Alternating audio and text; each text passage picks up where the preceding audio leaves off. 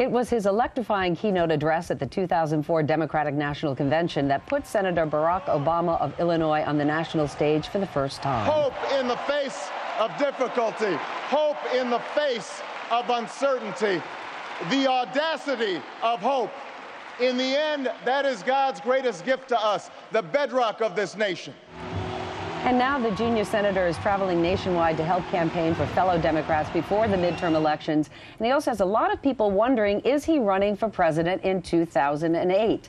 The senator is now out with his second book, The Audacity of Hope. Thoughts on reclaiming the American dream, Senator? Good morning to you. Great to see you, I Meredith. couldn't help but notice you're watching yourself, that speech, and I don't know if you're self-deprecating, but you kind of roll your eyes a little bit. Are you, you are the equivalent of a rock star in politics. You know, we live in a celebrity culture, and so I'm always a little bit suspicious of the hype, and that's probably my Kansas side of me. You know, my grandmother, I remember after I gave that speech, she was born in a tiny town in Kansas, and she called me up and she said, "That was a very nice speech, Barack." That's all she said? That's all she said. Meanwhile, there were people... She left a message. That was it. Yeah. Meanwhile, that's the first time people heard, many people heard your name, right. even knew who you were, right. And that's the first time they heard you talk about The Audacity of Hope, which right. is the title of your book. Right. Many people afterwards, they weren't sure how to pronounce your name, but they were moved by you. People were crying. You tapped into something. You touched people. What did you tap into that was missing? Well, you know, as I travel around the country, I spend a lot of time now campaigning for other candidates and talking to groups and students at colleges. And I've always felt like there's a core decency to the American people. That, you know, we get confused sometimes. We're busy, we're tired, we're not paying attention to the public debates. But people like the idea of doing better than we're doing right now, caring for our kids better, caring for our seniors more. But why doesn't that translate in Washington? You said people in the country understand the concept of common ground, which is what your book's about, but somehow in Washington there's a disconnect. Well, you know, I think part of it is there's some institutional barriers to it. I mean, one of the things I write about is the minute you arrive in Washington, suddenly there are all these forces, whether it's the media or parties or the need to raise money that kind of tamp down those basic human responses that you have towards other people. So have you had to deal with that yourself? Have you felt that pressure on you? Oh, absolutely. Yeah. I mean, I think everybody does. You know, I think the biggest problem in Washington is people get afraid to lose. What happens is you get there, a lot of senators have battled and they've invested their careers and sacrificed with their families to get there. And once you get there, then they start thinking, well, I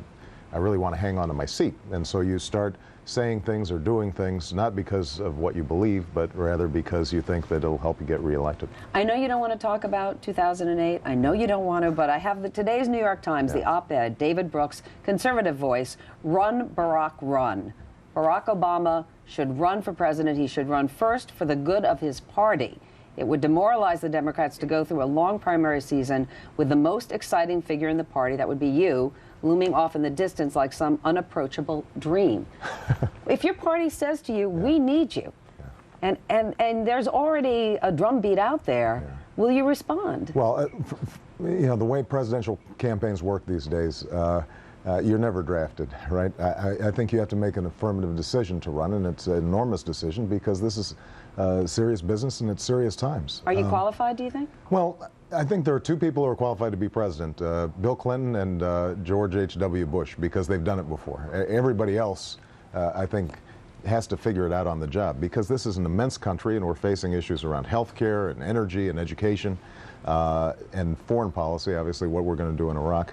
But what are we going to do? Let me ask you that. I know we're short on time, but 9 months ago you were there. Right. You said if we don't turn things around, we have about 9 months in which to do it. Right. We're going to have to make some changes. Well, right. 9 months ago, they're up.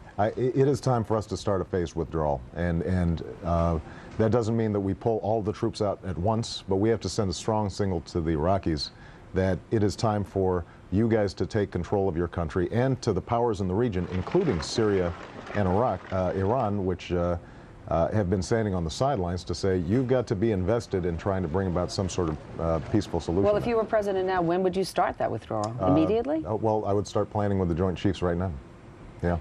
I mentioned in setting you up outside, I said we're going to talk about your family and how they feel about all this, because in the book, if there's any place where you feel you might have been a failure, it's as a husband to your wife, Michelle, and a father to your daughters. Yeah. Why do you feel that? Well, failure would be too strong of a word. I think they'd say, yeah, he's a pretty good dad and he's a pretty good husband. But it's the tension that I think all of us feel, but it's accentuated in politics because you travel a lot, of balancing work and family. And you know, my wife is a wonderful woman, and she carries the burden at home a lot more than I do. And I carry the burden to get us out on time, Senator Barack Obama. Good luck to you. If you change your mind about the presidency, we've got a band right here with Vince Gill.